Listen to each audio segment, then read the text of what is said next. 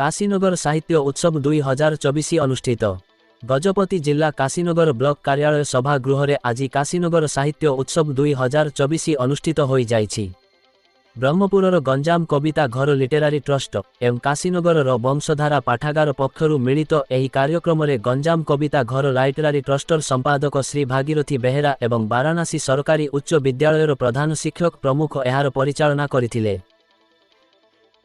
प्रथम अधिवेशन रे मुख्य अतिथि भावे विशिष्ट कवि पूर्वतन मंत्री और पूर्वतन सांसद भुवनेश्वर श्री प्रसन्न पाट्टसानी, एनएसी उपाध्यक्ष श्री रघुराम साहू, वंशाधारा पाठागार सभापति श्री ऋषिकेश गौड़, रवीन्द्रनाथ मल्लिक, प्राक्तन बैंक प्रबंधक तथा विशिष्ट कवि प्राबंधिक गाल्पिक उप आरक्षी अधीक्षक डाक्टर चंद्रशेखर होता, केंद्रीय साहित्य एकाडेमी सम्मान प्राप्त विदेशी नायक दारिंगबाड़ी राजेंद्र बेहेरा, गंजाम कविता घर कवि उदयनाथ माझी, पतितपावन राउत, प्रहलाद बेहेरा, अरुण बाबू आदि साहित्यिक प्रमुख योगदान करी निज निजर कविता उपस्थापन करथिले।